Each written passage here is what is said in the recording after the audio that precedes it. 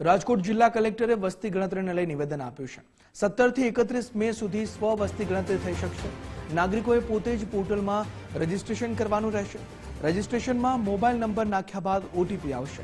પોર્ટલમાં ઘરની સંપૂર્ણ વિગત દર્શાવવાની રહેશે। ઓછું ભણેલા અને સામાન્ય નાગરિકો પણ વિગતો ભરી શકશે। સંપૂર્ણ વિગત ભરાઈ ગયા બાદ H પછી 11 અંકનો કોડ આવશે। રાજકોટમાં ગણતરીદારો ઘરે આવે ત્યારે કોડ આપવાનો રહેશે। ગણતરીદારોને ઓટીપી આપવાનો રહેશે, તે આઈ કાર્ડ આપશે।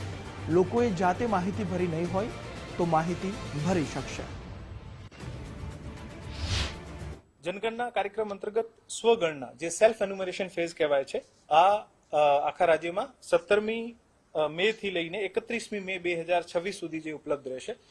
આમાં નાગરિકો જે છે આ પોતે સ્વગણના પોર્ટલ se.census.gov.in આ પોર્ટલ ઉપર પોતાનો નામ, મોબાઈલ નંબર અને આમાં જે ઓટીપી આવશે આ નાખીને પછી એક 5-6 અલગ અલગ પેજ ખુલશે અને આના ઉપર આપને એન્ટ્રી કરવાની રહેશે। આમાં જે એન્ટ્રી જે છે મોટા ભાગે પોતાના ઘરની પરિસ્થિતિ, ઘરની છત, ઘરની ફર્શ કેવી છે, ઘરમાં ટોયલેટની સુવિધા, પાણીની સુવિધા અને આપને પાસે કયા એસેટ છે। મોટા ભાગે આ બધી વિગતો એવી છે જે એક ઘરના માલિકને ખૂબ સારી રીતે ખબર હોય છે અને આ તમામ વિગતો જે છે આ આપને ભરવાની રહેશે।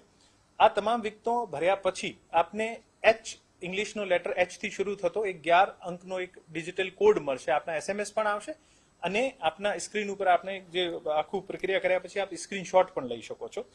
આ જ્યારે કોડ આવશે ત્યારે આપણે 1 જૂન 2026 થી લઈને 30 જૂન 2026 સુધી રાજકોટ જિલ્લામાં જે અમે ગણતરીદાર નક્કી કર્યા છે આ એન્યુમરેટર્સ જે છે આપણે ઘરે ઘરે આવીને ઘરોની ગણતરી કરશે।